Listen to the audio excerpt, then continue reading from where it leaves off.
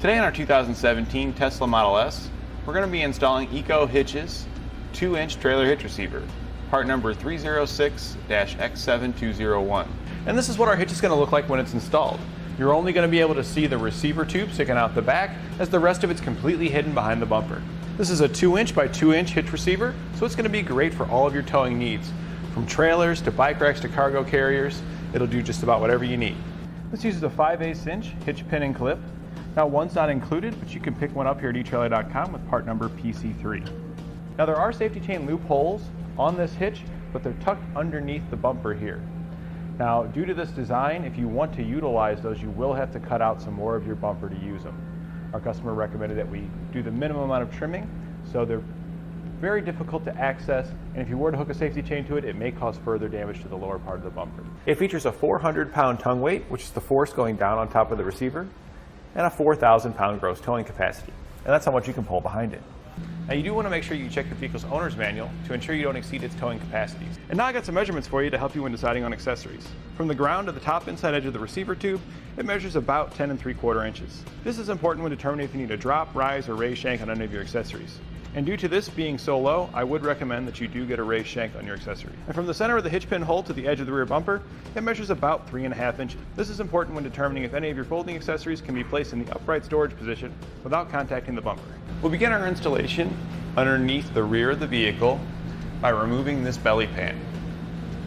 There are going to be several bolts we'll have to remove with a 10mm socket in order to get this pan down. Once you've got all the bolts removed from your belly pan, the undershield in front of that towards the front of the vehicle, you'll need to remove all the pins and bolts that run across. You'll remove the pins underneath by popping out the center with a flat-bladed screwdriver or trim panel remover tool, and you can simply pull the pin out. There'll be 2 more pins located just behind your wheel on the inner fender well. We're going to remove both those pins on each side.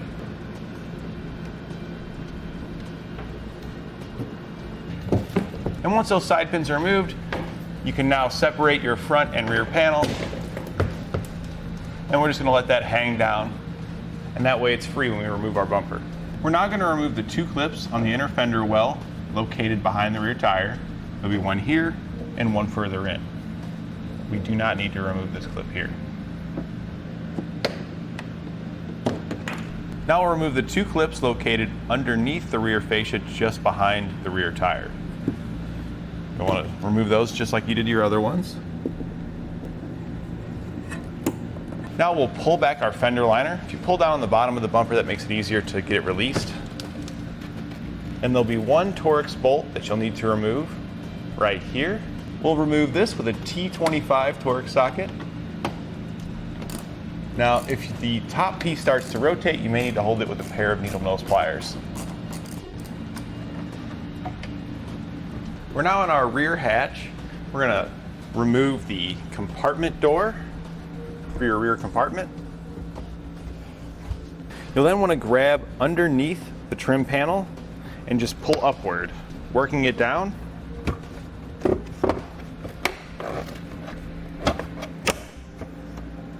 Then we'll set this aside. We'll then remove the 3 clips in the carpet here just underneath the panel. Use your trim panel remover tool. You can just go behind the carpet and pop them out.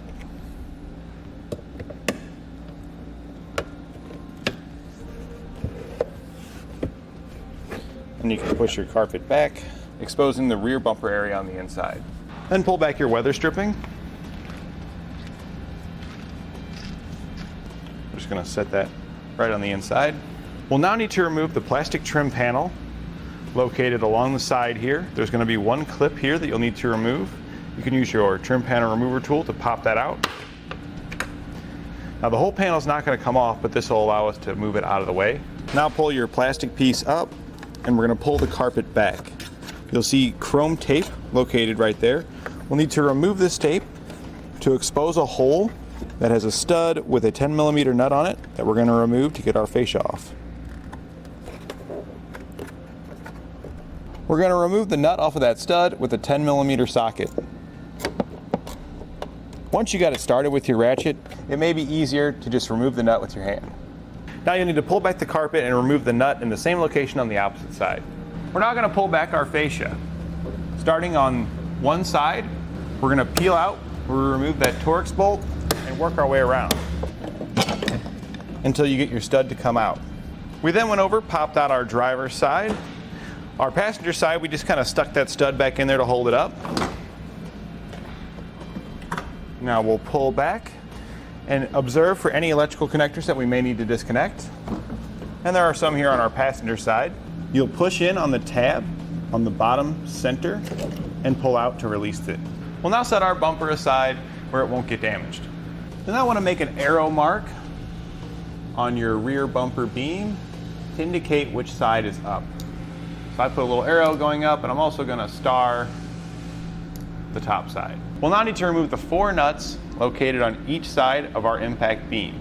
We're using a 15mm socket to remove these nuts. We'll now remove the 4 on the other side. We'll now remove our impact beam, and we're going to set it aside. We'll now need to remove the 4 nuts that were located behind the beam on each side. Make sure that you get the washers that were behind the nuts, and then do that on the other side. We'll now take the nylon washers that come with the kit, and we're going to place one on each stud. It's very important that it's on the lower 6 studs. There are enough provided in the kit, though, that you can place one on each stud. We're going to place one on all 8 on our driver's side, and we'll place one on all 8 on our passenger side. We'll then need to remove the sensor located in the middle. There are 2 nuts that you'll take off with a 10mm socket.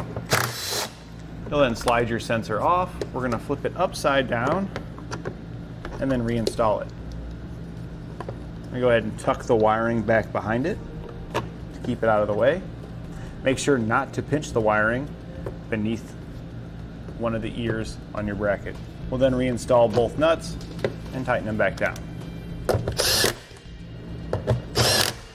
Make sure that the wire is coming off the side of the sensor towards your passenger side. You're going to need this extra slack to make sure it doesn't get pinched behind the hitch when you put your hitch up. We can now install our hitch on the lower 6 studs on each side. We'll then take 4 of the nuts provided in your kit, and we're going to put them on the middle studs on both our driver and passenger side. There'll be a total of 4 on each side. Then tighten down all those nuts. Now we'll torque all of our hardware to the specifications in our instructions.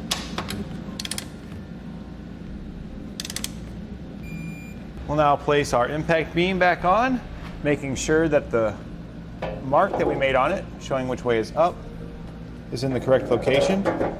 It'll be easier to put the lower studs on first and then roll it up. We'll then secure it using the nuts that come with your kit. On the lower 2 studs, you'll have a regular nut placed on the outside, just like you did on the top 2 studs. But on the inside lower stud, we're going to be using one of the coupling nuts. And we're going to do it exactly the same way on our passenger side. Now tighten and torque all the hardware that holds on your impact beam. For all your nuts, you're going to use a 15mm socket, but for the coupling nut, you're going to use a 17mm socket. Now we're going to install our stabilization strap here. This is going to go between our coupling nut and the hole in our hitch here. These are different, left and right, and though you have it correct, if the curved edge is on the top. We'll be using 2 different bolts to do this. The shorter bolt is going to thread into our coupling nut, and the larger bolt is going to thread through the open holes. We're going to start with our shorter one by placing a lock washer on it, followed by a flat washer, and then we're going to thread it into the coupling nut. Then we're going to take our longer bolt, we're going to put a flat washer on it, feed it through the bracket and the hitch. If you're having a difficult time pushing it through, you can just kind of thread it through. And then on the other side, you'll place a flat washer, a lock washer, and a nut. And we'll do the same for the other side. Now torque your hardware to the specifications in your instructions.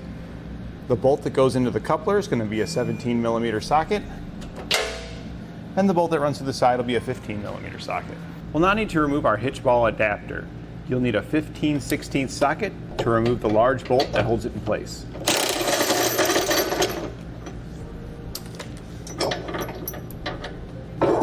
We'll be reinstalling this after we get our fascia back in place. We'll now need to cut out a location for our hitch ball adapter to go through in our lower part of our fascia. We've measured up 12 inches from the center of the middle hole and made a cross mark at this point. We're going to want to cut out a hole with a 4-inch hole saw. You want to do this very carefully because you only want to cut through this layer. We'll now need to make a second hole next to the one that we just cut. We're only going over about 1 inch from the edge of the hole, and you want to make sure that you come down ever so slightly. As the bumper does curve, we're going towards the passenger side for the second hole. So this one is directly center. This is the passenger side, about 1/4 inch lower, and 1 inch to the right of the hole we just cut. We're now going to make a straight edge mark just across the bottom there, so we know to cut along that edge. We're going to do the same thing on the top. We'll now make our cut with a rotary tool along the edge we marked.